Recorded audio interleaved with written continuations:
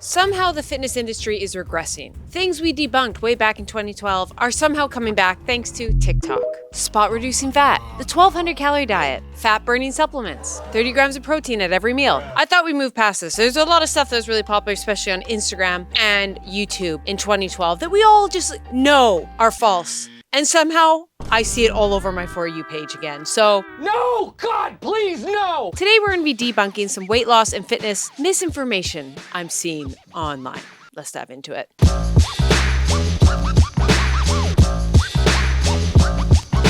Number one, waist trainers are back.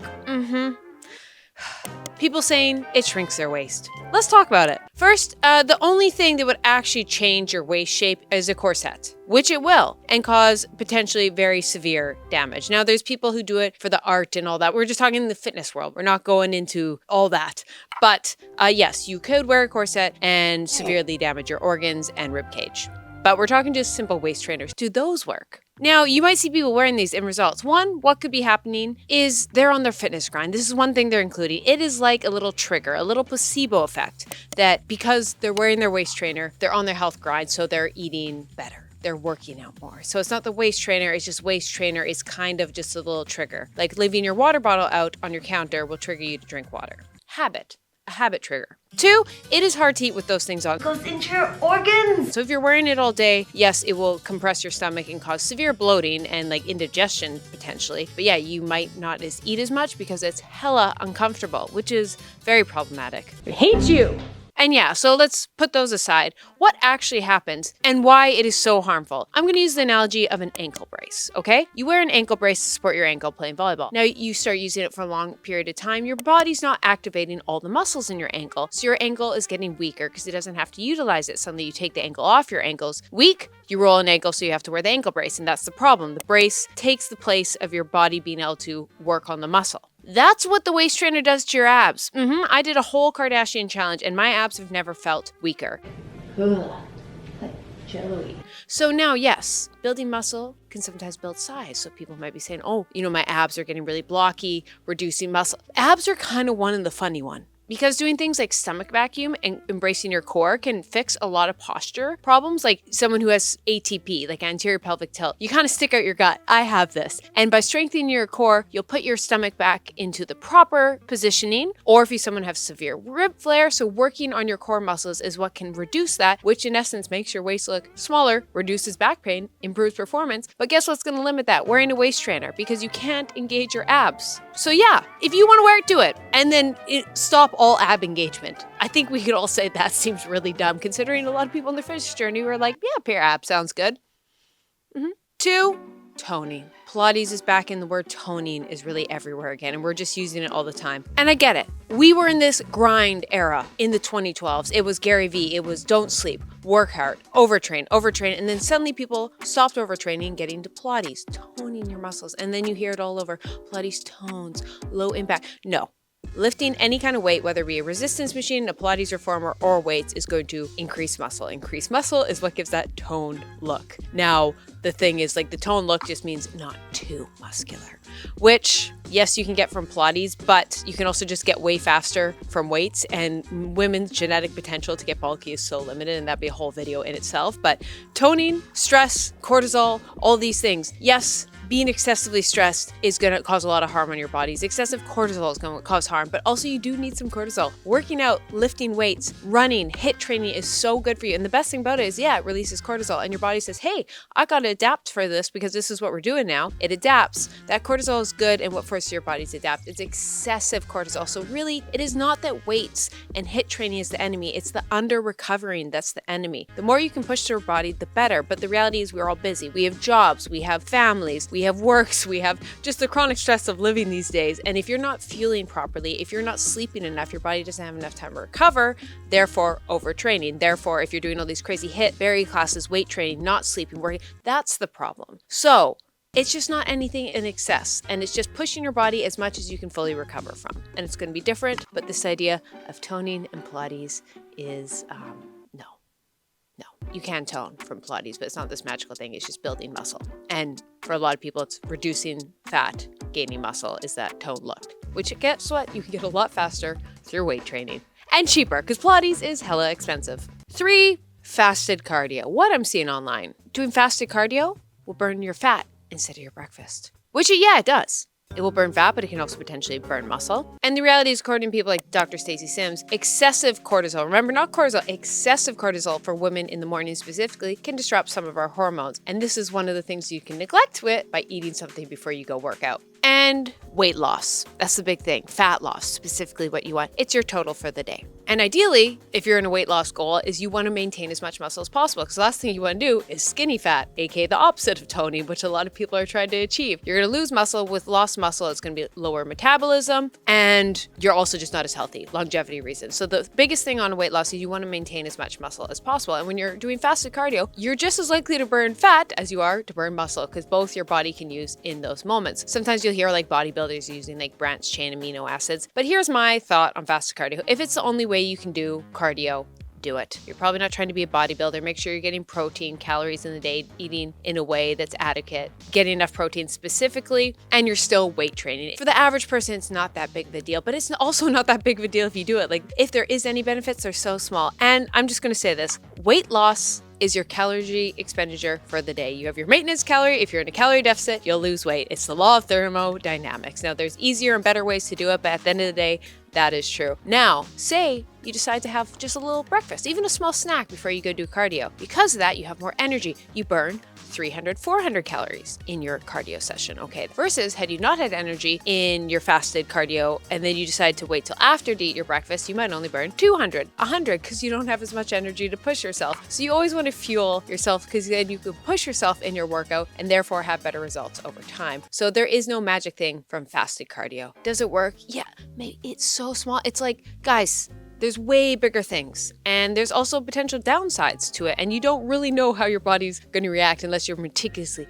calculating every single thing like a bodybuilder, and most of us don't have the time for our finances, let alone meticulously talk about our amino acid consumption. 4, the cabbage soup diet is back. I've seen the cabbage. How did we get here? How do we get out? There is nothing magical about the cabbage soup diet. This is a diet as old as time, specifically just a mono diet. The idea of just eating one thing continuously for days, weeks on end, yes, results in weight loss because of a couple things. One, you get so sick of the food, you just don't overeat it. You could do this with pizza. There's nothing really magic about a mono diet about the specific foods. Some make it, a bit more nutrient dense, but at the end of the day, if all you can eat is pizza, you'll get bored of it, so you just won't eat as much. And even if it's an exciting food like cake and that, the novelty wears off. So what does that result in? Undereating, aka weight loss. But with that comes extreme lack of nutrients. If you're on a weight loss journey, you want to make sure you're getting enough nutrients. You're having things like fiber and protein because it will keep you full. And the last thing you want to do is this crazy crash diet, deprived your body of so many nutrients. So when you get to your goal place, your body is so hungry, so deprived of nutrients. Your cravings are going to be through the roof. And yes, if you can do it, good for you. But it is so mentally hard to just be like, just willpower it through. That's why doing a diet that is maintainable long-term will result in sustainability. And also you won't be deprived of nutrients because cabbage and cabbage soups only have so much nutrients in it that you have these crazy cravings. Like, for example, you might undereat protein. What's going to happen? You haven't had a lot of iron. What are you going to be craving like crazy? Chocolate. That's what's going to happen. Now, cabbage soup ain't bad. I love a cabbage soup. It can be a part of your weight loss health journey. Have it on the side. It's a part of a lunch. It is not a full diet. The mono diet, it will work, but then you'll just rebound back. And so it's like, why do that? Why waste that time? Why waste that time being miserable eating the soup? You know what I mean? You can boom, or you can boom.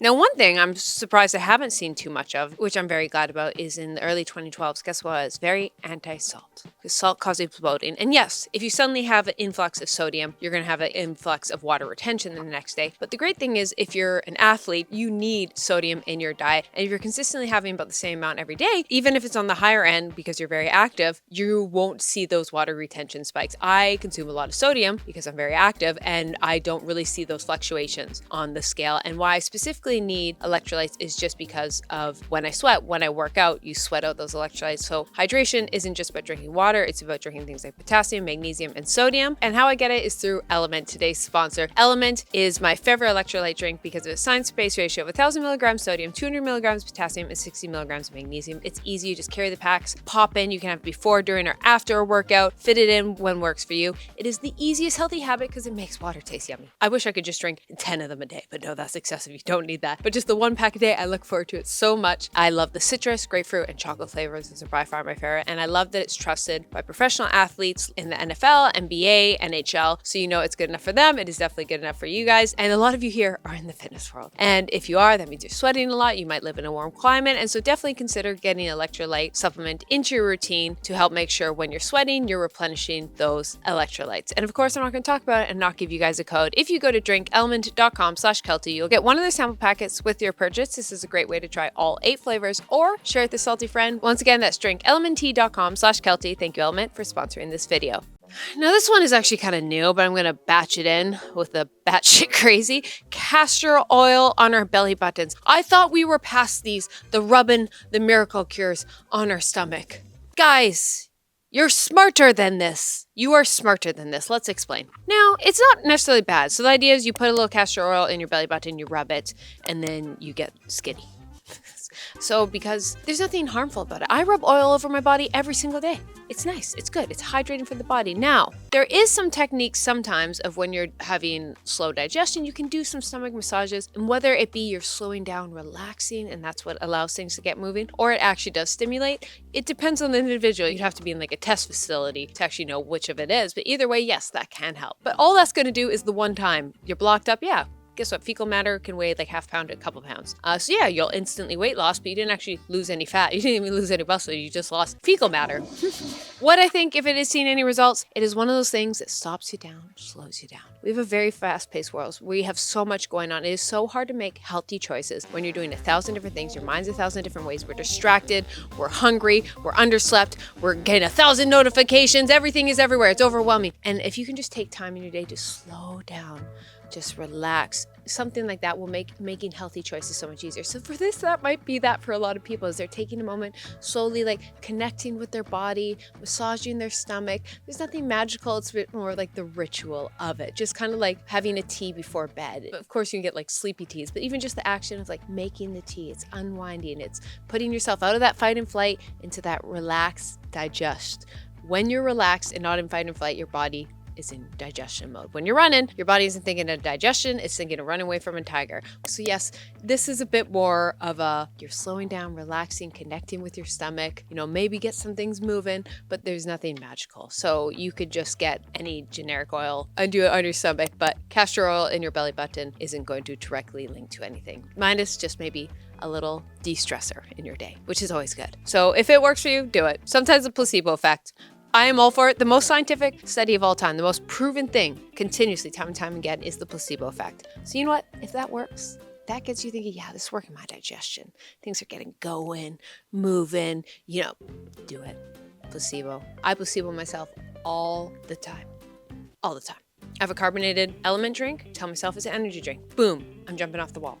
Placebo effect. There's no caffeine in it, but you know what? Placebo effect. Next up, didn't think we'd be here again, but fat burning supplements. I thought we left this in the 90s. It was funny we even fell for it in the early 2000s. What was it? Oh, there was one that was always everywhere.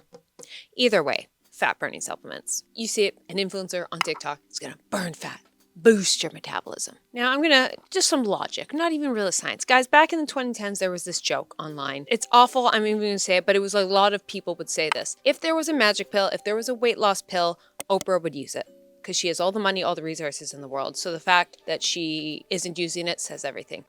Joke's on us, that's here. It's called Ozempic. Oprah took Ozempic. It is real, and that is true, and it works. Are we leaving an episode of Black Mirror? My background is really giving that vibe. I won't lie, maybe that was my plan. Black Mirror-ish. But even Ozempic doesn't burn fat. It doesn't work. All Ozempic does, for the most part, in the most basic, this is not medical advice, this is just kind of get in your mind in case you don't understand, is it helps with blood sugar management so you don't have these crazy spikes, and it also reduces hunger. So it makes it easier and more manageable to eat in a calorie deficit. And that's what it is. It is not injecting it and specifically just like you can just eat whatever and it's burning fat. No. It puts you in a calorie deficit for the most part. And there's a whole bunch of other mechanisms. But the reality is the mechanism is not you inject this and your fat just starts burning. That doesn't happen. If it does, you'd be dying. So if you hear someone burned a lot of fat from taking this pill, roll your eyes. Because Ozempic is a billion, it's probably going to be trillion at this rate, $1 billion product. It is taking over the world. You cannot see it. We're not going to get into Ozempic in this video, maybe in a future video, but I just want to say, like, just think of the impact of Ozempic has, because it works. It works. If there's a fat burning pill that worked, that meant you could eat as much as you want and not have all the negative side effects of Ozempic, you don't think people would be taking that? Just think that logically. Just think that logically. If someone promises you something is too good to be true, it's too good to be true. Next up, this is given 2010 Tumblr era, skinny talk.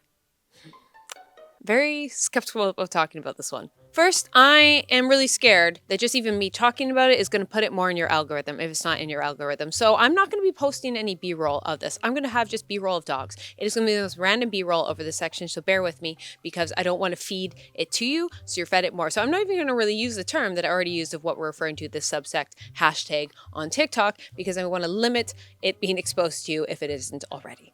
So, dog B-roll it is. And if you didn't know what it is, it's a subgroup on TikTok of just people spilling the tea on how they got and stay skinny. Now, I personally don't think we should tell women how they want to look. Like, I'm not in this, like, you have to look like a bodybuilder, you have to look jacked. Like, everyone has their own preference. Obviously, I hope what it is for you is healthy for your body type, but like, I'm not going to sit here and be like, you need to look this way. If you don't want to look jacked, that's fine. And I won't lie, I do like that there is some models now coming out and just being honest about what they're eating versus being like, yeah, I just ate pizza and burgers before the Victoria's Secret fashion show. Like, don't lie to us. Like, I appreciate the transparency, so I'll say that much. But some of the advice on there is great. It's about portion control, how you can eat cake and enjoy it. Like, you know, go for a walk after your workout. There is some good tips, but that's the problem. Is that how it sucks you in? Because a lot of the tips are fine. It's harmless, but talking like this is so dangerous. And we have to remember, I know it's a joke. I know skinny queen, skinny legend. I feed into the joke. I've told my friends many times, you're a skinny queen, skinny legend. Like, we play in the joke, but with algorithms like this, we have to be really conscious of how dangerous they are. First, before I even dive into that, being skinny should never be the ultimate goal. Being healthy should be the goal. And having your whole focus being around maintaining a skinny body can lead to so many healthy, disastrous outcomes because you might not prioritize weightlifting. You might not prioritize HIIT training. You might not get your protein in. You might not get enough carbs. You can underfuel. This can lead to osteoporosis. This can lead to cardiovascular disease. Like, there's so many things that, like, it seems harmless, but if your whole goal is about being skinny, you'll neglect a lot of other health benefits in your fitness journey and health journey. It seems innocent. I'm just saying, if that's the main focus, it can be part. I'm not even going to hate on people. If that's a part, I'm not going to hate on it, but like, it shouldn't be the focus. The focus should be health span, longevity, quality of life. Those should be non-negotiables because it always scares me. We do things like this and then women get scared about being puffy, swollen a bit from a weightlifting workout because yeah, sometimes your muscles are a little swollen after. And so there's so many things we have to be careful. And then my biggest concern with skinny talk and this is the algorithm. And I just hope anyone who uses this is aware of what you're doing for children. This is one I get like emotional because it's not about you. If you're a mature adult over the age of 25, 18, you can make your own choices. I'm fine with that. You can do whatever you want. Get a tattoo, drink, I don't care. Especially if your brain is formed, but you have to think about the children because when you start talking like this, the algorithm can't really tell the difference between skinny talk and toxic Tumblr era. And we saw this in the early 2010s of like, if it's your macros, clean eating. It starts out in a good place and then you become more restrictive and more restrictive and more restrictive.